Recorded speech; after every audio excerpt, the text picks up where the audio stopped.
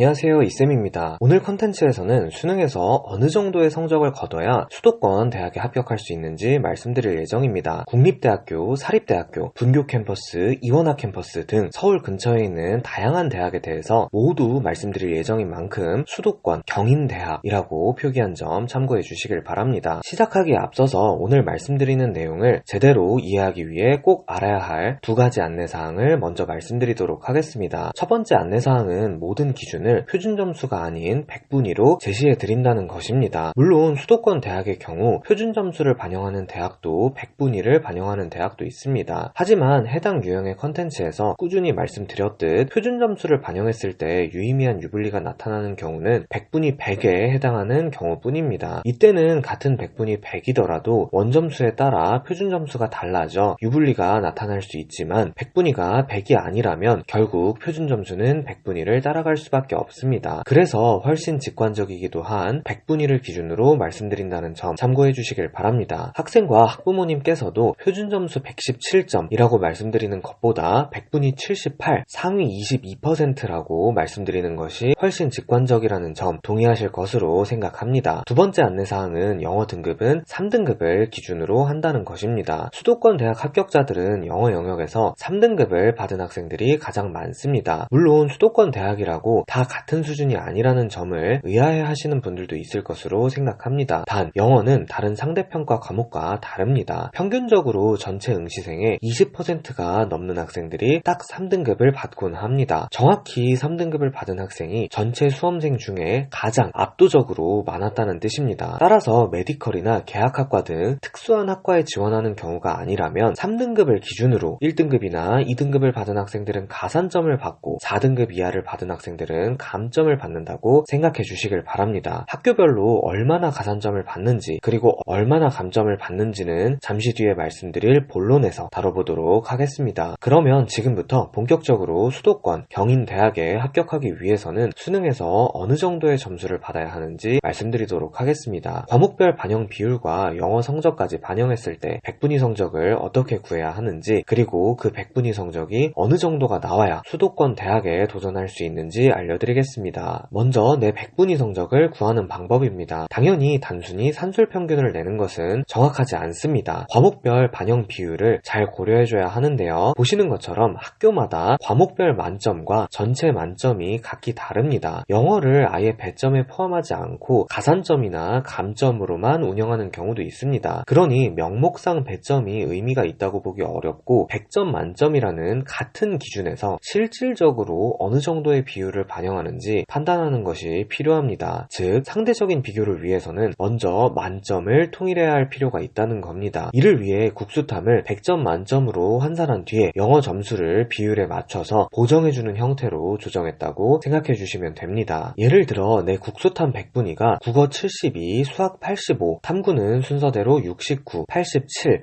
이라고 가정해 봅시다. 그러면 백분위 성적에 실질 반영 비율을 곱해서 모두 더해주면 되는 겁니다. 예를 들어 인하대학교 인문계열이라면 국어 72점에 반영 비율 41.2%를 곱하고 수학 85점에 반영 비율 29.4%를 곱하고 탐구는 평균 점수인 78점에 29.4%를 곱해서 이를 모두 더해주면 되는 겁니다. 그런데 만약 경기대학교를 지원한다면 탐구 과목을 한 개만 반영하기 때문에 탐구는 평균 점수인 78점이 아니라 잘 본 과목인 87점을 기준으로 해야 합니다. 또한 만약 가천대학교를 지원한다면 여기에다가 국어와 수학 중 잘 본 과목을 많이 반영한다는 점 역시도 고려해줘야 합니다. 단순히 산술평균을 내면 안 되고 반영 비율을 고려해야 한다고 말씀드린 이유를 아시겠죠? 과목별 배점과 다양한 평가 기준으로 인해 학교마다 내가 받게 될 성적은 크게 차이가 날 수 있습니다. 이런 식으로 계산해주면 학교별 국수탐 100분위 환산 점수를 100점 만점이라는 같은 기준으로 다른 학교와 비교하면서 나에게 유리한지 불리한지를 판단할 수 있는 겁니다. 이제 다음으로 영어 반영 방법을 알려드리겠습니다. 방금 계산한 국수탐 점수 100점에서 어느 정도가 감점되는지를 영어 실질 감점을 통해서 저희가 측정해 두었습니다. 단순하게 100점 만점으로 유불리만 판단하려면 위에 표에 나온 점수에서 내가 받은 영어 등급에 해당하는 점수를 빼주면 되지만 수도권 대학 라인 합격자들의 평균 영어 등급이 3등급인 것을 감안해 감안했을 때 100분위를 왜곡시키지 않기 위해서는 3등급에 별다른 감점이나 가산점을 부여하지 않아야 할 것입니다. 따라서 영어 감점이 큰 경기대학교를 기준으로 이해하기 쉽게 설명해드리겠습니다. 3등급을 받은 학생은 원래 1.5점을 감점해야 하지만 평균 영어 등급이 3등급인 것을 감안했을 때 이 학생에게 감점을 부여하지 않기 위하여 모든 등급의 학생에게 같은 점수, 즉 1.5점의 가산점을 주는 겁니다. 즉 1등급을 받은 학생은 원래도 감점될 점수가 없었으므로 가산점만 1.5점을 받고 2등급을 받은 학생은 원래 0.5점이 감점돼야 하지만 1.5점의 가산점도 받으므로 이를 상계하여 1점의 가산점을 받으면 되는 겁니다. 4등급은 원래 3.5점이 감점돼야 하지만 1.5점의 가산점도 받으므로 2점의 감점을 받는 겁니다. 같은 방법으로 다른 케이스의 영어 점수도 계산하실 수 있을 것으로 생각합니다. 이제 내 100분위 성적을 어떻게 구하는지 파악하게 되셨을 테니 여러분들이 가장 궁금해할 학교별 평균 100분위 성적을 말씀드리겠습니다. 단순히 산술 평균을 내시면 안 된다고 말씀드렸습니다. 여러분들의 모의고사 성적이나 예상 수능 성적을 활용해서 학교별 평가 기준에 맞게 계산해 보시길 바랍니다. 그렇게 하시라고 상당히 긴 시간을 할애해서 성적을 구하는 방법을 설명해 드린 것이고요. 그러면 이제 인하, 아주 라인부터 먼저 말씀드리겠습니다. 인하대학교 인문계열은 81점, 인하대학교 자연계열은 86점, 아주대학교 인문계열은 82.5점, 아주대학교 자연계열은 86점 정도라고 보시면 되겠습니다. 단 인하대학교와 아주대학교의 경우 탄탄한 공대를 바탕으로 과거 훨씬 높은 입결을 자랑했으나 현재 서울 선호 현상으로 인해서 서울 밖에 위치한 대부분 대학의 입결이 하락하는 추세입니다. 하지만 이러한 하락이 과도한 수준이라는 판단 하에 역으로 입결이 반등할 가능성 역시 무시할 수 없는 상황입니다. 변동성이 크다는 뜻인데 이는 상향 지원을 할 학생들에게는 기회가 될 수 있고 하향 지원을 할 학생들에게는 리스크로 작용할 수 있는 양날의 검이라는 점 명심하시길 바랍니다. 다음으로 분교와 이원학 캠퍼스 라인입니다. 한양대학교 에리카 캠퍼스의 경우 자연계열은 80점, 인문계열은 78점이 나오고 있고 한국외국어대학교 글로벌 캠퍼스의 경우 자연계열은 76점, 인문계열은 74점이 나오고 있습니다. 중앙대학교 다빈치 캠퍼스 자연계열의 경우는 75점이 나오고 있고요. 이 라인은 학생들의 선호도가 굉장히 갈리는 라인입니다. 중앙대학교와 한국외국어대학교의 경우 분교가 아니라 이원학 캠퍼스입니다. 즉 원칙적으로 서울 캠퍼스와 같은 학교라는 뜻입니다. 성균관대학교나 경희대학교 같은 특수한 케이스를 제외하면 이원학 캠퍼스 중에서도 최상위의 입결을 가지고 있습니다. 그리고 한양대학교 에리카 캠퍼스의 경우 분교지만 다른 대부분의 이원학 캠퍼스보다도 더 높은 입결을 자랑하고 있습니다. 그래서 세 개 대학 모두 높은 선호도를 가진 학생들도 매우 많다고 보시면 됩니다. 다만 반대로 분교든 이원학 캠퍼스든 서울캠과 입결 차이가 나는 사실 자체를 부정적으로 보는 견해도 있기 때문에 이 부분은 스스로의 선호도를 고려하여 전략을 세워보시면 되겠습니다. 마지막으로 인가격 라인입니다. 인천대학교의 경우 자연계열은 76점, 인문계열은 75점이 나오고 있고 가천대학교의 경우 자연계열은 79점, 인문계열은 77점이 나오고 있습니다. 경기대학교의 경우 자연계열은 77점, 인문계열은 76점이 나오고 있고요. 인천대학교의 입결이 가장 낮은 것에 의문을 갖는 학생들이 있을 것으로 생각하는데 이는 가천대학교와 경기대학교가 탐구를 한 과목만 반영하기 때문에 그렇습니다. 수능 모든 과목의 성적을 산술 평균을 낸다면 인천대학교가 세 학교 중에서 가장 낮은 입결을 형성할 리 없고